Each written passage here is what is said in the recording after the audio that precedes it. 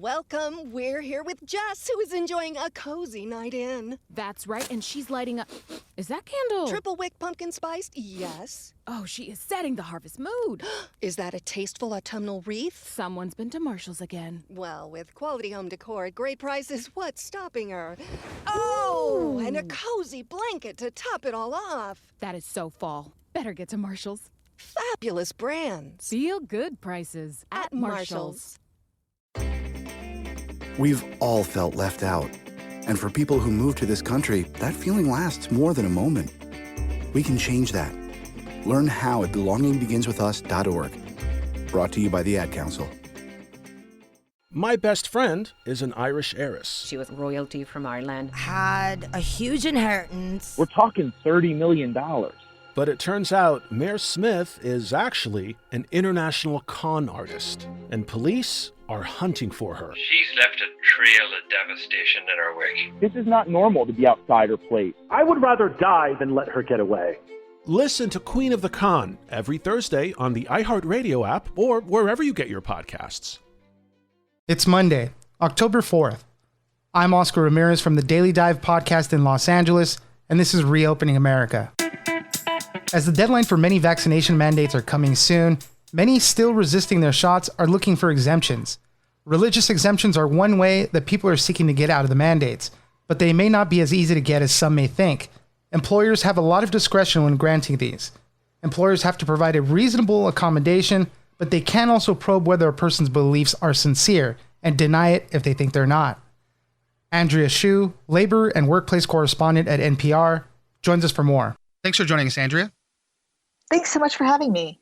Well, we're seeing a lot more mandates of vaccines coming through. We're seeing these in certain cities. Employers are starting to mandate their employees to get the COVID-19 vaccines. And sometimes they're not offering the alternative of maybe getting a weekly test or something. A lot of workers are not happy about this and they're pushing back.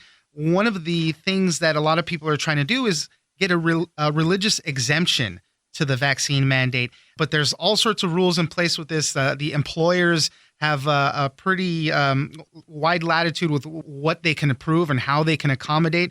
So, Andrea, you wrote a piece about this really interesting stuff. So help us walk through some of this. What are the obligations employers have when people say, I want to get a religious exemption? Right. So the right to request a religious exemption comes from Title VII of the Civil Rights Act. And, that is the law that protects workers from discrimination on the basis of, many things, including religion is one of them. So the federal government says that, employers have to provide reasonable accommodations for the workers who have sincerely held religious beliefs, unless, and there's a really big unless here, unless doing so poses an undue hardship to the company. And so that's, it's a question like, what is an undue hardship? That's something that I've been exploring, actually.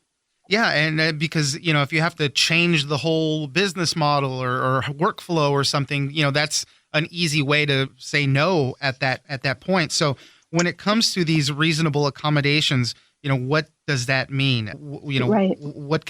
On what basis can they start refusing? Right. So what the law says for religious exemption cases, the undue hardship, it doesn't have to be you rearranging your whole company. The actual language uses the word de minimis, which kind of means minimal. So how undue hardship is defined is more than a de minimis cost or burden on the operation of the employer's business. So think about it, more than a minimal cost. It's a pretty low bar. And, lawyers I spoke to gave me examples like if somebody's religious beliefs requires them to not work on Saturdays, and as a result, the company has to rearrange a bunch of people's shifts, that could be considered an undue hardship, and they could deny that person the accommodation of not working on Saturdays. Wow. So there's a lot of power, obviously, on the employer side of things. I do want to get into the fact of, employers can ask you about your religious beliefs. They can, see if those religious beliefs are sincere. And this is where it gets really interesting because, we're seeing, obviously, there's a lot of misinformation that's all found on the internet. A lot of people are saying that they have objections to vaccines that use fetal cells in research, testing, or production. They don't want to be putting that stuff in their bodies. And this is where it gets very technical with the COVID-19 vaccines, at least. Yes, right. So that is a common reason that people are citing, that they say, vaccines are made using fetal cells. What public health officials have made clear is that the COVID-19 vaccines, I'll start with Pfizer and Moderna, they were used in the development and testing of those vaccines. It was fetal cell lines that were developed decades ago in a laboratory. And this is a common practice in pharmaceutical research. And then for the J&J vaccine, it's a little bit different. Different fetal cell lines were being used in the production of the J&J vaccine. But to be clear, none of these COVID vaccines contain any fetal cells. And that is misinformation that is out there. But, one of the CEOs I spoke to, a CEO of a hospital in Arkansas, it's Conway Regional Medical Center. Matt Troop is the CEO, and he had about 45 requests for religious exemptions out of 1,800 employees, so about 5%. They were all based on the fetal cell issue. He wanted to educate his workforce about this issue, so he had his staff compile this list of medicines that have also used fetal cells. This is in really research and development. Yeah, this is really great and shows how much everyday products might be doing this. And if you're trying to claim an exemption just for this vaccine, and you use any of these other products, you really have no standing, it seems like. But continue, right. Explain this, because it's but that's exactly what he said. That he said, if you use these products, if you're asking for a religious exemption, I want you to attest to you not using these products in the future, or now. They're products like Tylenol, ibuprofen, Tums. I think X-Lax is on the list. Claritin, Pepto-Bismol. Pepto-Bismol, right? And he said, people need to know that if they're going to be consistent in their beliefs, this applies to a lot of different things. But she also mentioned employers can probe their employees on their, whether their belief is sincerely held. I've also heard employers say, they ask, do you have children in public school? Are they vaccinated? Because most places do have a vaccine requirement for public school. Right. Do you attend church? There are all kinds of questions that the employers can ask. And I think generally up until now, most employers took employees at their word. If they say, I have a sincerely held belief, they would sort of move on to the next phase of trying to figure out if there was a reasonable accommodation. But I think with the COVID-19 vaccine, a lot more employers are scrutinizing the beliefs that are being put forth anyway. Yeah, definitely. And in that hospital system, I guess they have 95% of their workforce is vaccinated. So, they're saying maybe we can do weekly testing to help out or something. Yeah. But I mean, having them attest to that kind of questionnaire and do you use all this other stuff, definitely a way to kind of weed out those that are just doing this because they're trying to be defiant about that whole thing. And we're seeing, a lot of this stuff coming down the pipeline right now. United Airlines is going to be firing a lot of people. There's law enforcement agencies across the country. A ton of them, have, try to get religious exemptions, and these deadlines are coming to be vaccinated.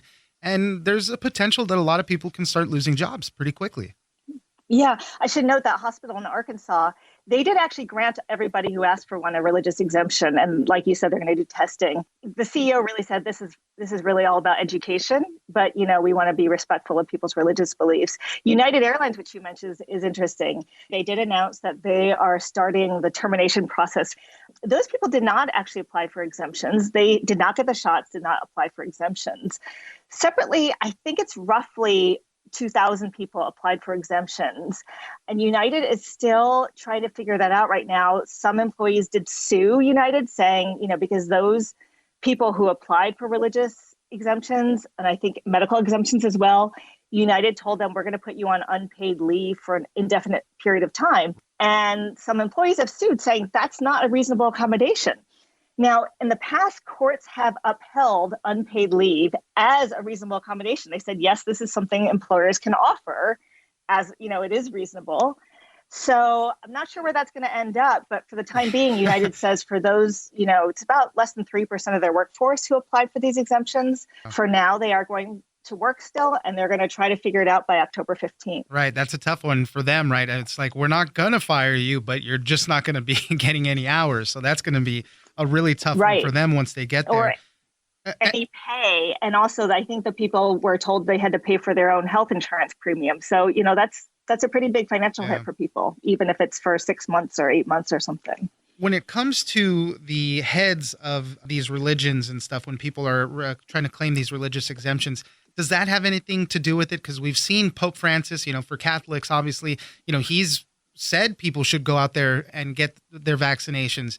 Does it matter if the head of your religious organization says yes or no, one way or the other?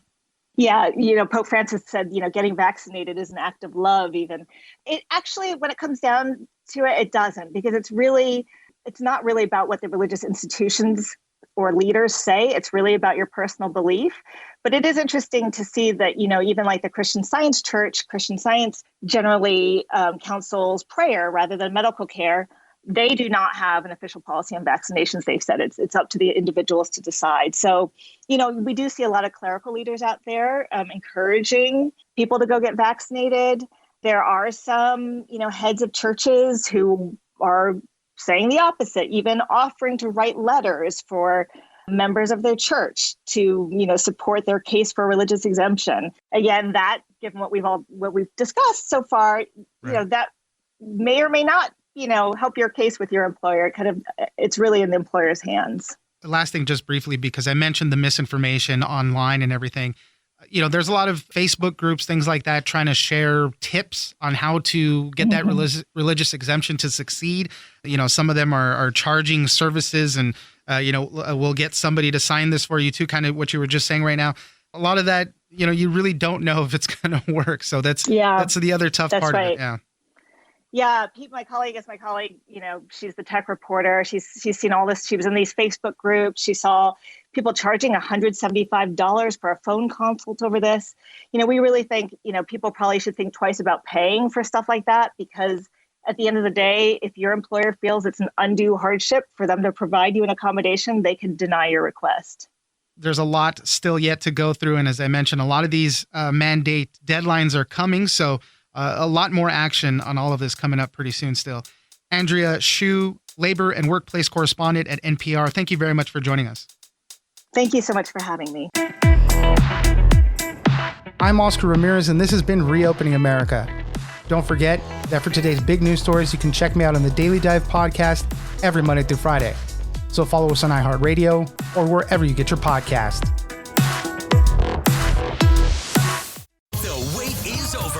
It's time to party. New Kids on the Block presents the return of the Mixtape Tour 2022. New Kids on the Block with very special legendary guests Salt and Peppa, Rick Astley, and En Vogue. This is a night you will never forget. New Kids on the Block, live across North America. Get tickets Friday at livenation.com. Introducing Peacock, the new free streaming service from NBC Universal. It's hit movies, current shows, live sports, trending bits, and timeless hits. And that's why you can't not watch. Peacock. Watch for free, upgrade for more. Stream now at peacocktv.com. Law & Order SVU streaming now. It's been a year since my sister Callie died. Now I can't sleep because every time I close my eyes, Callie's there to wake me up. The insomnia's gotten so bad I'm not sure what's real anymore. There's a shadow living inside my head. It's angry, and I don't think I can stop it. My name is Harper Hart, and I'll see you in your nightmares. Journey into your own subconscious and listen to See You in Your Nightmares now on the iHeartRadio app, Apple Podcasts, or wherever you get your podcasts.